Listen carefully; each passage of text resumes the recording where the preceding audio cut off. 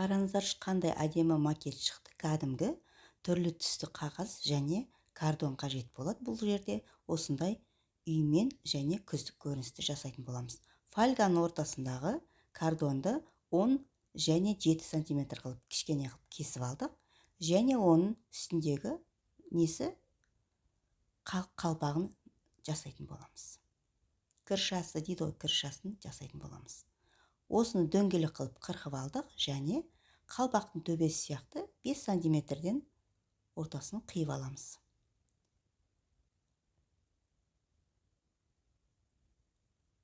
Мінекей қиып алдық. Енді осыларды кәдімгі қағаз кілеммен жабыстырып қоямыз. Кәдімгідей өте оңай. Мен өзім ойлаған жоқпын, осындай әдемі көрініс шығады деп. Аяғына дейін қараңыздар, өте тамаша. Қолдарыңыздан келеді деп ойлаймын. Осы түрлі түсті қағаздарды бір-біріне біріктіріп, екі қабат қылып, кілеммен жабыстырып дайындап қойдым. Алдымен ағаштарды, талдарды кесіп аламыз. Сәбіз түсті, ашық, жасыл және қараңыздар, жасыл түсті. Күзгі мезгілде негізі талдар әртүрлі болып тұрады. Кейбір талдар көгеріп тұрады, өңін жапырағын бермей жасыл болып тұрады. Кейбірі тезірек қурайды, кейбірі сарғаяды. Мінекей төрт түрлі талымызды қырқып қойдық. Енді осының артына тіреу жасайтын боламыз. Кәдімгі қалған құтқан кардондардан тіреу жасайтын боламыз. Енді осылардың жан-жағын туралап кесіп аламыз. Міндетті түрде осыны жасаңыздар. Мен өзім ойлаған жоқпын, бұндай әдемі көрініс шығады деп. Тіреуді жасап қойдық. Мен негізі алдын ала дайындап қойдым. Талдардың орталарына кішкене жапырақтарды қойып қоятын қылып. Қараңыздар. Алдымен сары түске сәбіз түстісін жабыстырамыз. Сәбіз түстіге басқа түрде жабыстырамыз. Өйткені сәбіз түске өзінің сәбіз түсін жабыстырсаңыздар, көрінбей қалады. Сондықтан мінекей қараңыздар. Енді біз сәбіз түсіне ақ түстіні жабыстырамыз. Қағаз кілей кәдімгі және түрлі түсті қағаздар. Естеріңізде болсын, өте оңай екен.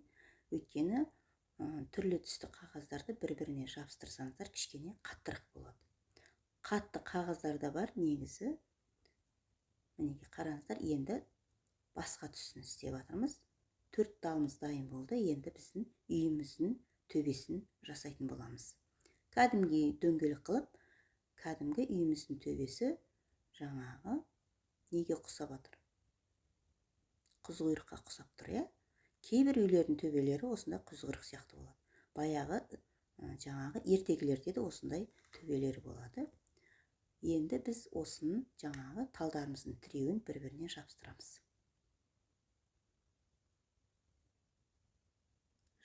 Жасыл түстісі, сәбіз түстісі және қалған бәріне жабыстырдық. Мінекей, талымыз дайын. Енді біз үйіміздің кіршасы дейді ғой, төбесі. Осыны жабыстырамыз.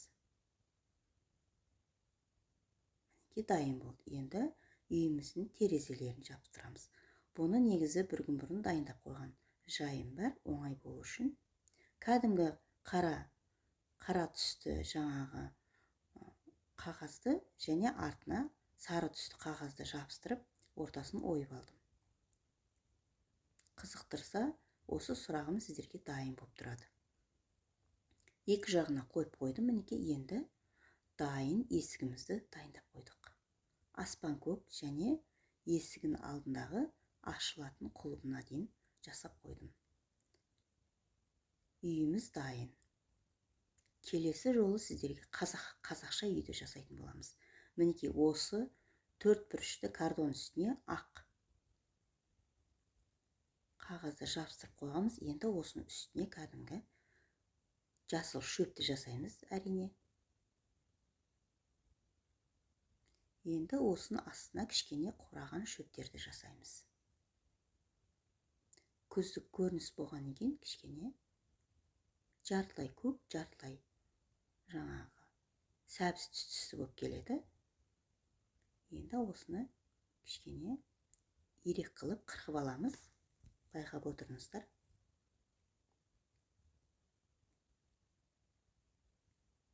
Енді қалған құтқанын жерге тастамай іске асыратын боламыз. Жан-жағына кішкене ойылып қураған шөптер пайда болады ғой. Өзімізде далада көріп жүрміз, сол сияқты. Енді осы сары сәбіз түсті шөптерімізді жасыл шөптің үстіне қоямыз. Осы сәбіз түсті шөбіміздің үстіне үйді қоятын боламыз. Мінекей жан-жағына жабыстырдық. Енді біз талдарымызды орналастырамыз. Байқап отырыңыздар. Жасыл түсті қоямыз. Тіреу жасасаңыздар өте оңай болады. Екі шетіне бір жағына жасыл, екінші жағына сәбіз түстісін қойдық. Және сары түстісі.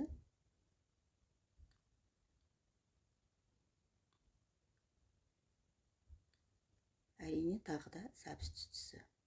Бәрі бірдей болып кетпес үшін сары түстісін кішкене жылжыттық.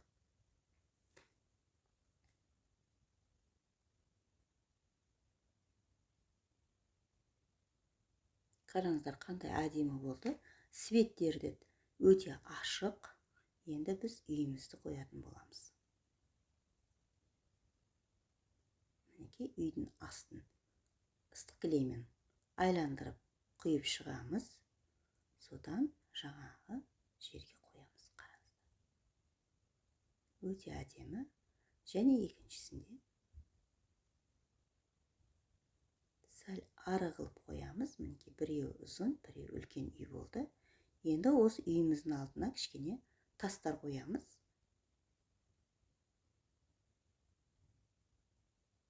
Тастардың бетіне кішкене ақшылдау қағаздар жабыстырамыз. Өйткені тасымыз әртүрлі болып тұрады, Мінекей.